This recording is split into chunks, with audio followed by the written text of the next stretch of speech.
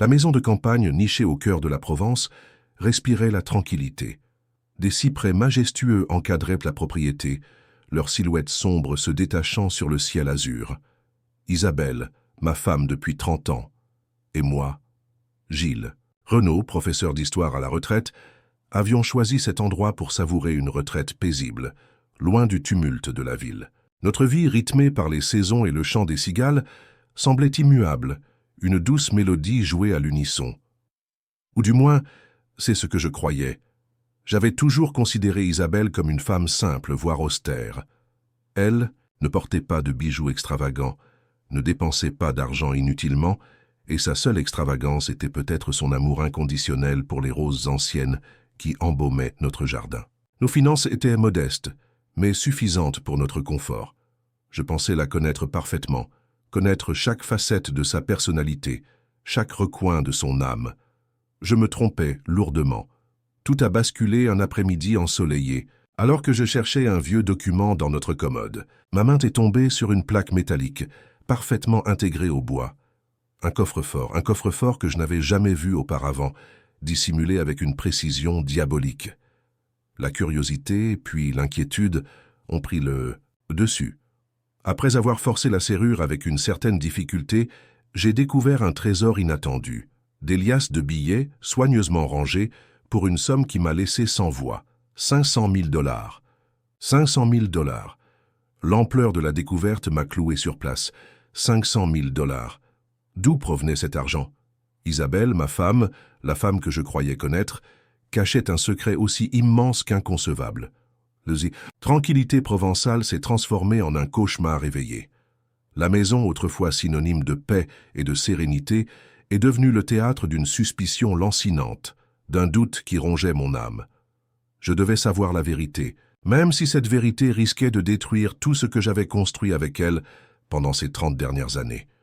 Je devais comprendre. Je devais absolument comprendre. Avant de continuer, n'oubliez pas d'aimer cet audio et de vous abonner à la chaîne en cliquant sur l'icône qui apparaît dans le coin inférieur droit de votre écran. Et dites-moi dans les commentaires d'où nous écoutez-vous et que faites-vous en nous écoutant. J'adore savoir avec qui je partage ce moment.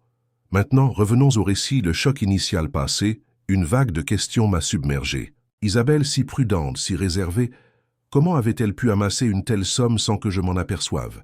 Était-ce de l'argent sale, un héritage caché, un jeu clandestin, ou pire encore, une liaison secrète financée par un amant riche et influent? L'idée même me glaçait le sang. La jalousie, un sentiment que je croyais avoir enterré depuis longtemps, a ressurgi avec une force dévastatrice. 30 ans de mariage, 30 ans de confiance. Tout cela était-il une illusion? J'ai passé les jours suivants dans un état de profonde angoisse. Je n'osais pas confronter Isabelle directement. La peur de la confrontation de la vérité, quelle qu'elle soit, me paralysait. Je me suis réfugié dans le jardin, errant parmi les roses, leur parfum enivrant ne parvenant pas à calmer la tempête intérieure qui me déchirait. Chaque pétale semblait murmurer un secret, chaque parfum une accusation.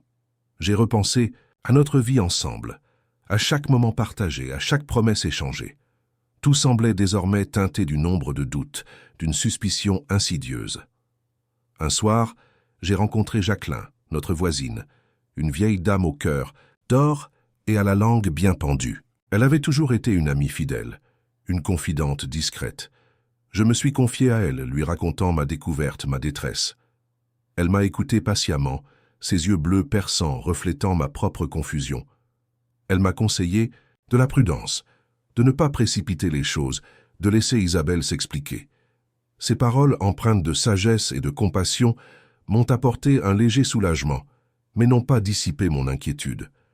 Cependant, Jacqueline a aussi mentionné une certaine Christelle, une ancienne amie d'Isabelle, une femme d'affaires prospère et réputée pour son caractère impétueux. Elle avait aperçu Christelle plusieurs fois à proximité de notre maison, et son intuition lui disait qu'il y avait un lien entre cette femme et le mystère de l'argent. Cette information a ravivé mes soupçons. Christelle, une rivale, une complice ou simplement une amie dont Isabelle me cachait l'existence.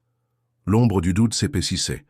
Dans ma recherche de réponse, j'ai également contacté Zita, une ancienne étudiante, devenue archiviste à la bibliothèque municipale. Elle possédait un talent incroyable pour retrouver des informations disparues. Je lui ai confié des détails sur Isabelle, son passé, ses relations, espérant qu'elle puisse déceler quelque chose d'anormal, une piste qui me permettrait de percer le mystère. Zita, avec sa discrétion et son efficacité légendaire, a accepté de m'aider. Ses recherches allaient s'avérer cruciales.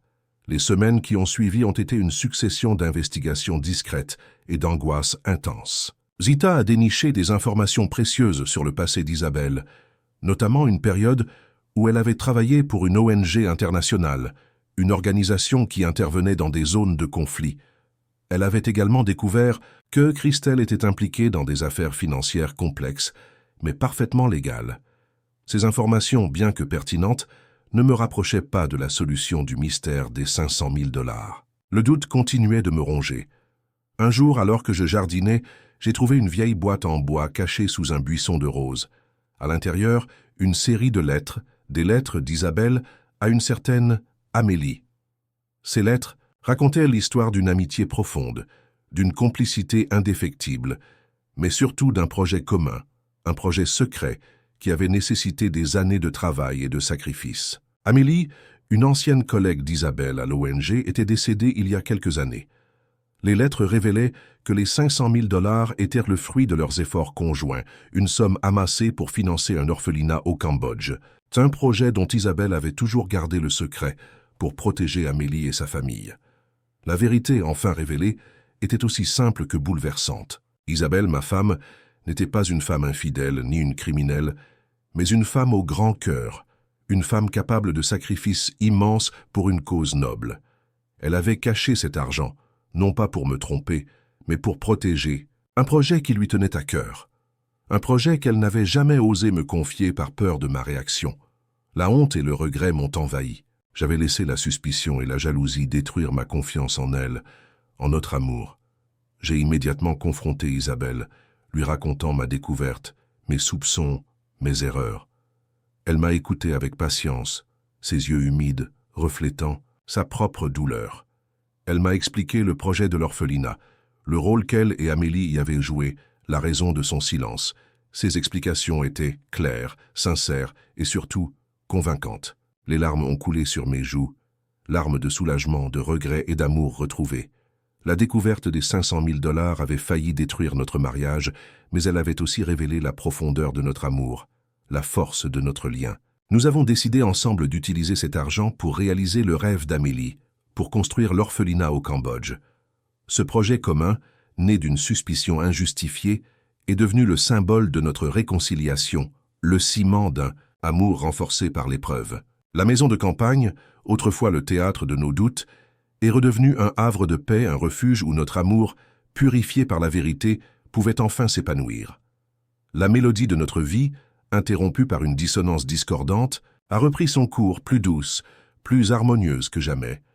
Et je sais maintenant, avec une certitude absolue, que je connais enfin ma femme, Isabelle, sur le bout des doigts. Et qu'elle est bien plus extraordinaire que je ne l'aurais jamais imaginé. Nous avons contacté l'ONG avec laquelle Isabelle et Amélie avaient collaboré. Leur enthousiasme à l'idée de ce projet, financé par une somme aussi importante, était palpable. Les plans de l'orphelinat, initialement modestes, pouvaient désormais prendre une ampleur considérable.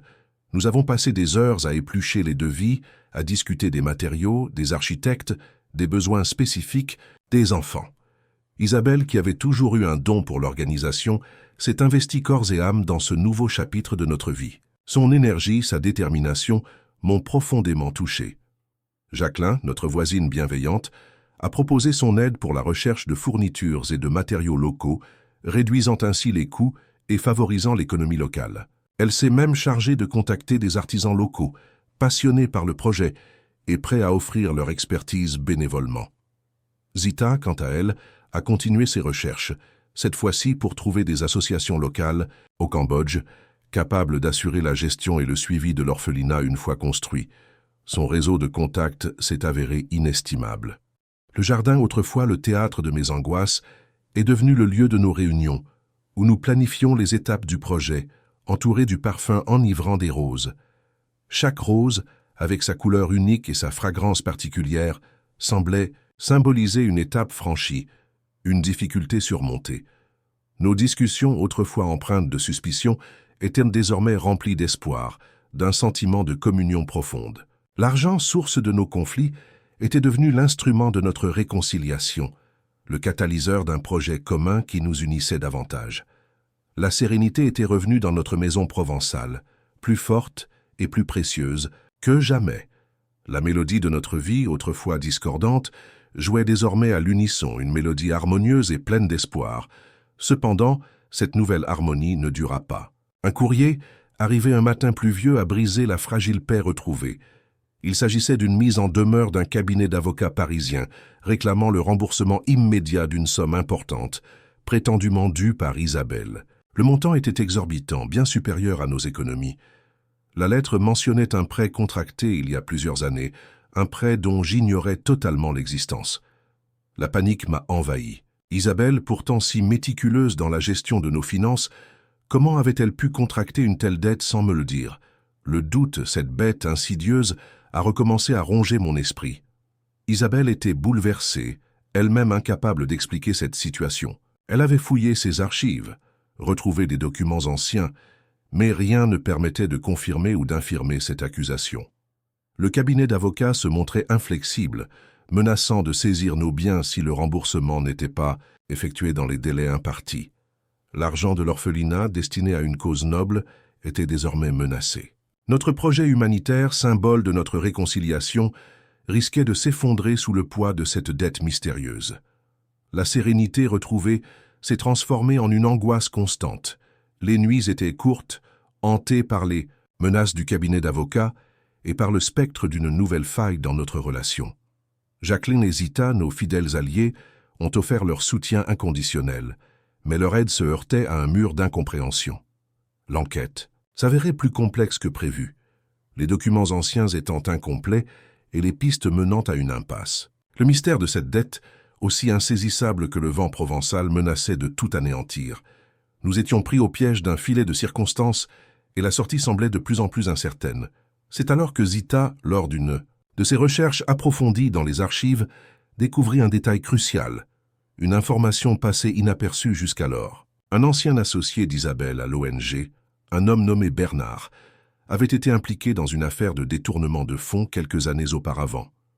Bernard, un personnage trouble et manipulateur, avait disparu depuis, laissant derrière lui une dette considérable. Zita émit l'hypothèse que le prêt réclamé par le cabinet d'avocats était en réalité lié à cette affaire, Isabelle ayant peut-être été involontairement impliquée, son nom ayant été utilisé à son insu. Cette nouvelle piste nous a donné un nouvel espoir. Nous avons contacté un détective privé, un homme discret et efficace recommandé par Zita. Il a accepté de mener une enquête approfondie sur Bernard et ses activités passées. Les semaines qui ont suivi ont été une période d'attente, angoissante, ponctuée par les appels téléphoniques du cabinet d'avocats, de plus en plus menaçants. Chaque sonnerie était une épée de Damoclès suspendue au-dessus de notre tête, menaçant de détruire tout ce que nous avions construit. L'enquête du détective a finalement porté ses fruits. Il a retrouvé la trace de Bernard, caché, dans un petit village du sud de l'Espagne. Il s'est avéré que Bernard avait utilisé le nom d'Isabelle pour contracter des prêts frauduleux, se servant de sa réputation irréprochable pour masquer ses activités illégales. Le détective a rassemblé des preuves accablantes, démontrant l'innocence d'Isabelle et la culpabilité de Bernard. Armés de ces preuves, nous avons pu confronter le cabinet d'avocats, qui, après vérification, a retiré sa mise en demeure. Le cauchemar était enfin terminé. La menace qui planait au-dessus de notre projet humanitaire et de notre mariage s'était dissipée comme une fumée. Un immense soulagement nous a envahis. Nous avons célébré cette victoire, inespérée, avec un verre de rosé sur notre terrasse, sous le soleil provençal. Le poids qui nous écrasait depuis des semaines s'est envolé, laissant place à une joie immense et à une gratitude profonde envers Zita et le détective. Le projet de l'orphelinat, sauvé de justesse, pouvait enfin reprendre son cours. Mais l'incident nous avait laissé une cicatrice, un souvenir amer de la fragilité de la confiance et de la perfidie humaine. Isabelle, malgré le soulagement, restait profondément affectée par cette expérience. La violation de sa confiance, l'utilisation frauduleuse de son identité, l'avait profondément blessée. Elle avait perdu une partie de son innocence, de sa foi en la bonté humaine. Je l'ai soutenue du mieux que j'ai pu, lui témoignant mon amour et ma protection inconditionnelle. Nous avons passé de longues soirées à parler, à nous rapprocher davantage encore, à reconstruire notre lien, renforcé par l'épreuve surmontée. Cependant, l'ombre de Bernard planait toujours. La justice devait être rendue. Avec l'aide du détective, nous avons rassemblé tous les éléments nécessaires pour porter plainte contre Bernard. La procédure fut longue et fastidieuse, mais elle a finalement abouti à son arrestation et à sa condamnation pour escroquerie. La justice, même si tardive, a été rendue. Le sentiment de satisfaction était immense, mais aussi un peu amer, car cette victoire nous avait coûté beaucoup d'énergie, d'inquiétude et de nuits blanches. Nous savions que cette épreuve nous avait changés, nous avait rendus plus forts, plus unis, mais aussi plus méfiants. La sérénité retrouvée était teintée d'une sagesse nouvelle, acquise au prix d'une douloureuse expérience. Quelques mois plus tard, les travaux de l'orphelinat au Cambodge avaient commencé. Nous recevions régulièrement des nouvelles de l'équipe sur place, des photos des fondations, des murs qui s'élevaient progressivement vers le ciel. Chaque email, chaque image était une source de joie immense, une preuve tangible de notre engagement commun. Isabelle, libérée du poids de la dette et de la menace de Bernard, retrouvait peu à peu sa sérénité. Elle passait des heures à communiquer avec les responsables de l'ONG, s'assurant que tout se déroulait comme prévu. L'expérience vécue nous avait rapprochés non seulement en tant que couple, mais aussi en tant qu'individus. Nous avions appris à faire face à l'adversité, à surmonter nos peurs et nos doutes. Notre amour, éprouvé par le feu de la suspicion et de l'incertitude, était ressorti plus fort, plus profond, plus précieux. La maison de campagne, autrefois le théâtre de nos angoisses, était désormais un symbole de notre résilience, un refuge où nous pouvions savourer la paix retrouvée. Cependant, une certaine méfiance persistait, non pas envers Isabelle, mais envers le monde extérieur, envers la capacité des individus à nuire, à trahir, à manipuler. Nous avions appris à être plus vigilants, plus prudents, à ne pas faire aveuglément confiance. Cette sagesse, acquise au prix d'une épreuve difficile, nous avait rendus plus forts, plus unis, et plus conscients de la fragilité de la vie et de la valeur inestimable de l'amour sincère et de la confiance mutuelle. La mélodie de notre vie, autrefois interrompue par de discordantes dissonances, jouait désormais une mélodie plus riche, plus complexe, mais aussi plus harmonieuse, une mélodie imprégnée de la sagesse de l'expérience. 1 an plus tard, l'orphelinat était terminé. Nous avons fait le voyage jusqu'au Cambodge pour assister à son inauguration. Voir ses enfants, leurs visages rayonnants, évoluer dans un environnement sûr et accueillant, a été une expérience bouleversante. C'était la récompense de tous nos efforts, de toutes nos angoisses, de toutes nos luttes. L'argent, source de tant de problèmes, avait finalement servi à une cause noble, à un projet qui transcende les frontières et les différences. Le retour en Provence a été doux et paisible. La maison, baignée par le soleil, semblait respirer la sérénité. Le jardin fleuri de roses aux couleurs éclatantes était un symbole de notre renaissance. Nous avions surmonté l'épreuve, non seulement en préservant notre amour, mais en le renforçant. Notre relation forgée dans l'acier de l'adversité était désormais indissoluble cependant. La méfiance, bien que diminuée, n'avait pas totalement disparu. Elle s'était transformée en une prudence éclairée, une sagesse acquise à un prix élevé. Nous savions que le monde était plein de dangers, de pièges, de personnes malveillantes. Mais nous avions aussi appris à discerner le vrai du faux, le bien du mal. Notre amour, notre lien était devenu notre boussole, notre guide dans un monde complexe et parfois cruel.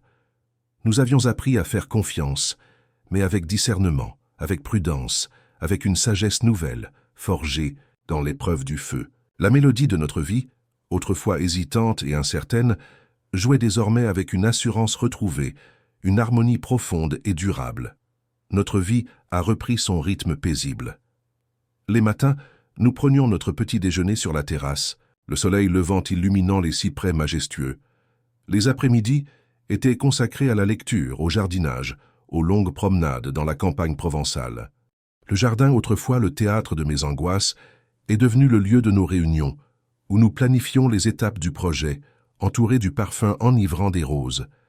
Chaque rose, avec sa couleur unique et sa fragrance particulière, semblait symboliser une étape franchie, une difficulté surmontée. Nos discussions, autrefois empreintes de suspicion, étaient désormais remplies d'espoir, d'un sentiment de communion profonde. L'argent, source de nos conflits, était devenu l'instrument de notre réconciliation, le catalyseur d'un projet commun qui nous unissait davantage. La sérénité était revenue dans notre maison provençale, plus forte et plus précieuse que jamais. La mélodie de notre vie, autrefois discordante, jouait désormais à l'unisson, une mélodie harmonieuse et pleine d'espoir. Cependant, cette nouvelle harmonie ne dura pas. Un courrier, arrivé un matin pluvieux, a brisé la fragile paix retrouvée. Il s'agissait d'une mise en demeure d'un cabinet d'avocats parisien, réclamant le remboursement immédiat d'une somme importante, prétendument due par Isabelle. Le montant était exorbitant, bien supérieur à nos économies. La lettre mentionnait un prêt contracté il y a plusieurs années, un prêt dont j'ignorais totalement l'existence. La panique m'a envahi. Isabelle, pourtant si méticuleuse dans la gestion de nos finances, comment avait-elle pu contracter une telle dette sans me le dire? Le doute, cette bête insidieuse, a recommencé à ronger mon esprit. Isabelle était bouleversée, elle-même incapable d'expliquer cette situation. Elle avait fouillé ses archives, retrouvé des documents anciens, mais rien ne permettait de confirmer ou d'infirmer cette accusation. Le cabinet d'avocats se montrait inflexible, menaçant de saisir nos biens si le remboursement n'était pas effectué dans les délais impartis. L'argent de l'orphelinat, destiné à une cause noble, était désormais menacé. Notre projet humanitaire, symbole de notre réconciliation, risquait de s'effondrer sous le poids de cette dette mystérieuse. La sérénité retrouvée s'est transformée en une angoisse constante. Les nuits étaient courtes, hantées par les menaces du cabinet d'avocats et par le spectre d'une nouvelle faille dans notre relation. Jacqueline et Zita, nos fidèles alliés, ont offert leur soutien inconditionnel, mais leur aide se heurtait à un mur d'incompréhension. L'enquête s'avérait plus complexe que prévu, les documents anciens étant incomplets et les pistes menant à une impasse. Le mystère de cette dette, aussi insaisissable que le vent provençal, menaçait de tout anéantir. Nous étions pris au piège d'un filet de circonstances et la sortie semblait de plus en plus incertaine. C'est alors que Zita, lors d'une de ses recherches approfondies dans les archives, découvrit un détail crucial, une information passée inaperçue jusqu'alors. Un ancien associé d'Isabelle à l'ONG, un homme nommé Bernard, avait été impliqué dans une affaire de détournement de fonds quelques années auparavant. Bernard, un personnage trouble et manipulateur, avait disparu depuis, laissant derrière lui une dette considérable. Zita émit l'hypothèse que le prêt réclamé par le cabinet d'avocats était en réalité lié à cette affaire, Isabelle ayant peut-être été involontairement impliquée, son nom ayant été utilisé à son insu. Cette nouvelle piste nous a donné un nouvel espoir. Nous avons contacté un détective privé, un homme discret et efficace recommandé par Zita. Il a accepté de mener une enquête approfondie sur Bernard et ses activités passées. Les semaines qui ont suivi ont été une période d'attente, angoissante, ponctuée par les appels téléphoniques du cabinet d'avocats, de plus en plus menaçants. Chaque sonnerie était une épée de Damoclès suspendue au-dessus de notre tête, menaçant de détruire tout ce que nous avions construit. L'enquête du détective a finalement porté ses fruits. Il a retrouvé la trace de Bernard, caché, dans un petit village du sud de l'Espagne. Il s'est avéré que Bernard avait utilisé le nom d'Isabelle pour contracter des prêts frauduleux, se servant de sa réputation irréprochable pour masquer ses activités illégales. Le détective a rassemblé des preuves accablantes, démontrant l'innocence d'Isabelle et la culpabilité de Bernard. Armés de ces preuves, nous avons pu confronter le cabinet d'avocats, qui, après vérification, a retiré sa mise en demeure. Le cauchemar était enfin terminé. La menace qui planait au-dessus de notre projet humanitaire et de notre mariage s'était dissipée comme une fumée. Un immense soulagement nous a envahis. Nous avons célébré cette victoire, inespérée, avec un verre de rosée sur notre terrasse, sous le soleil provençal. Le poids qui nous écrasait depuis des semaines s'est envolé, laissant place à une joie immense et à une gratitude profonde envers Zita et le détective. Le projet de l'orphelinat, sauvé de justesse, pouvait enfin reprendre son cours. Mais l'incident nous avait laissé une cicatrice, un souvenir amer de la fragilité de la confiance et de la perfidie humaine.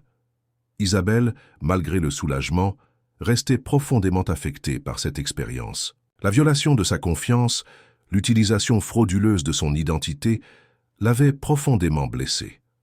Elle avait perdu une partie de son innocence, de sa foi en la bonté humaine. Je l'ai soutenu du mieux que j'ai pu, lui témoignant mon amour et ma protection inconditionnelle. Nous avons passé de longues soirées à parler, à nous rapprocher davantage encore, à reconstruire notre lien, renforcé par l'épreuve surmontée. Cependant, l'ombre de Bernard planait toujours. La justice devait être rendue. Avec l'aide du détective, nous avons rassemblé tous les éléments nécessaires pour porter plainte contre Bernard. La procédure fut longue et fastidieuse, mais elle a finalement abouti à son arrestation et à sa condamnation pour escroquerie. La justice, même si tardive, a été rendue. Le sentiment de satisfaction était immense, mais aussi un peu amer, car cette victoire nous avait coûté beaucoup d'énergie, d'inquiétude et de nuits blanches. Nous savions que cette épreuve nous avait changés, nous avait rendus plus forts, plus unis, mais aussi plus méfiants. La sérénité retrouvée était teintée d'une sagesse nouvelle, acquise au prix d'une douloureuse expérience. Quelques mois plus tard, les travaux de l'orphelinat au Cambodge avaient commencé. Nous recevions régulièrement des nouvelles de l'équipe sur place, des photos des fondations, des murs qui s'élevaient progressivement vers le ciel. Chaque email, chaque image était une source de joie immense, une preuve tangible de notre engagement commun.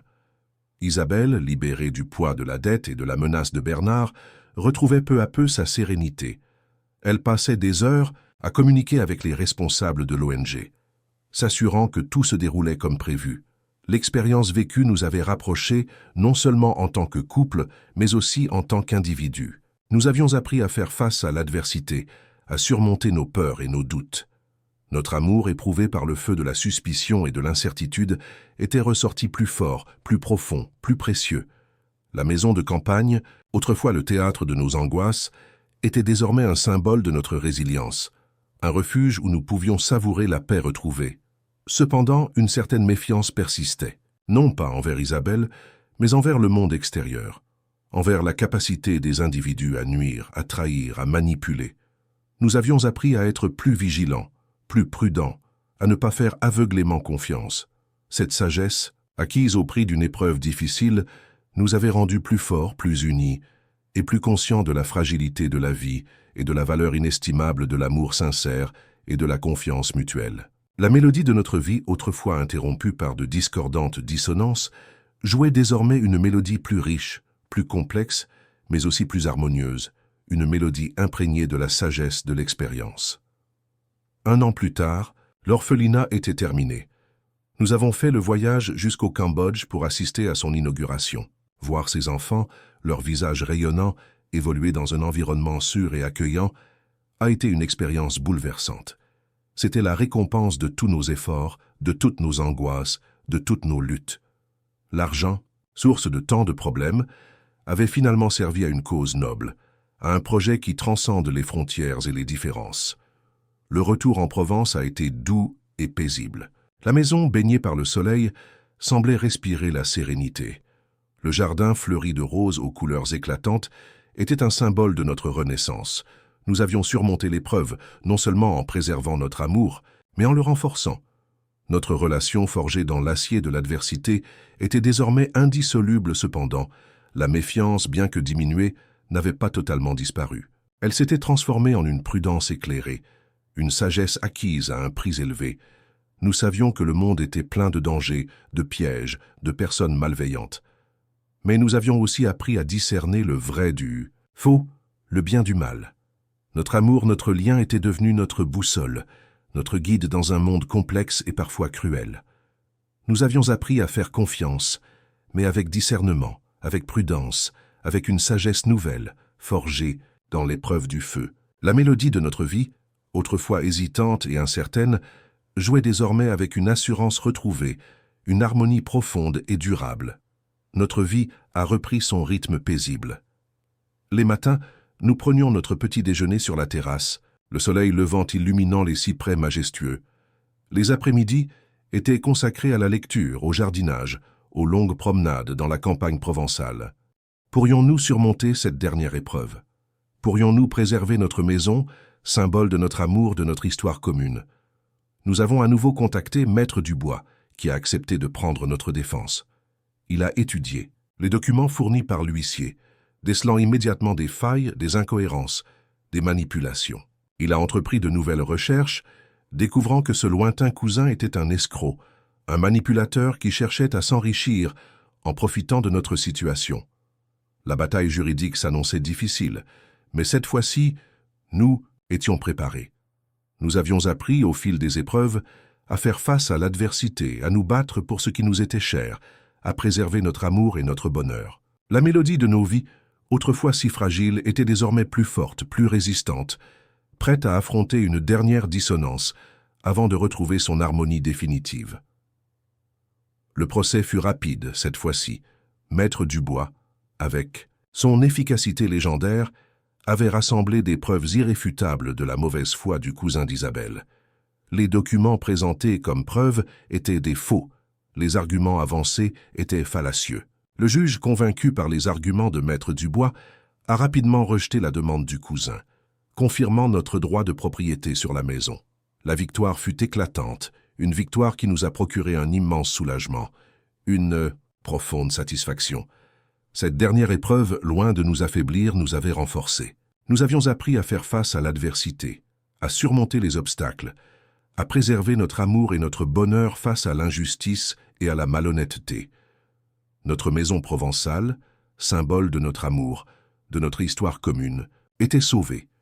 Elle restait notre refuge, notre havre de paix, le théâtre de notre bonheur retrouvé. Après cette dernière victoire, une paix profonde et durable s'est installée dans nos vies. Nous avons célébré notre victoire, non pas avec ostentation, mais avec simplicité, en savourant un bon repas sur notre terrasse, entourés de nos amis fidèles, Jacqueline et Zita. Leur présence, leur soutien, leur amitié indéfectible ont été essentiels à notre bonheur retrouvé.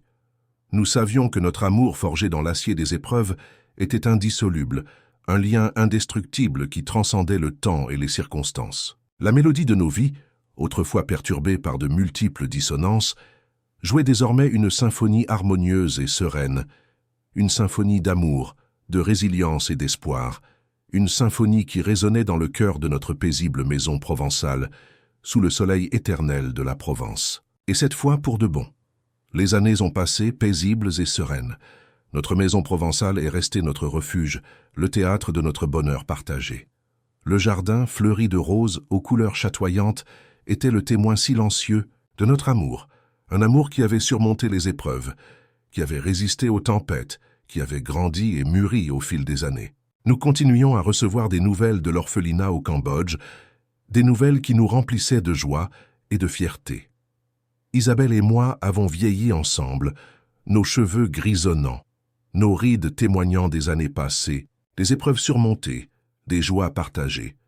Mais notre amour, lui, n'avait pas fléchi, il était plus profond, plus intense, plus précieux que jamais. Il était le ciment de notre vie, le socle sur lequel nous avions bâti notre bonheur. Nous avons appris à apprécier les petites choses, les moments simples, les instants partagés. Les levées de soleil sur la Provence, le parfum des roses, le chant des cigales, tout cela contribuait à notre bonheur quotidien.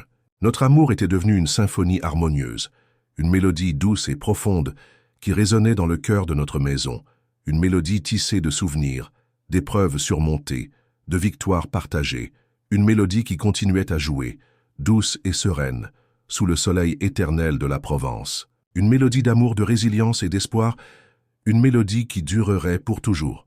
Un soir, assis sur notre terrasse, observant le coucher de soleil peindre le ciel de 1000 couleurs, Isabelle m'a pris la main. Ses yeux, malgré les rides du temps, brillaient d'une lumière douce et profonde, une lumière qui reflétait la sérénité de notre âme. Elle m'a dit, la voix douce et calme, « Tu sais, Gilles, malgré toutes les épreuves, malgré toutes les tempêtes, notre amour a toujours résisté. Il est devenu plus fort, plus profond, plus précieux. C'est notre plus grand trésor. » Ces paroles ont résonné en moi, comme un écho à toutes les années passées, à toutes les épreuves surmontées. J'ai serré sa main, sentant la chaleur de son amour, la force de notre lien. Nous avions traversé tant d'épreuves, tant de tempêtes, mais notre amour avait toujours résisté, toujours triomphé. Il était devenu un roc, un refuge, un phare dans la tempête. Nous avons regardé le soleil disparaître à l'horizon, laissant derrière lui un ciel étoilé, un ciel aussi vaste et profond que notre amour.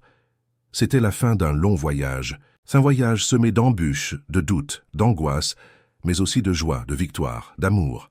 Un voyage qui nous avait conduit à une destination inespérée, une destination faite de paix, de sérénité, d'amour indéfectible. Notre mélodie de vie autrefois dissonante était devenue une symphonie harmonieuse et sereine, une symphonie qui résonnerait éternellement dans le cœur de notre maison provençale, sous le soleil éternel de la Provence. Et pour toujours, notre amour serait notre plus grand trésor.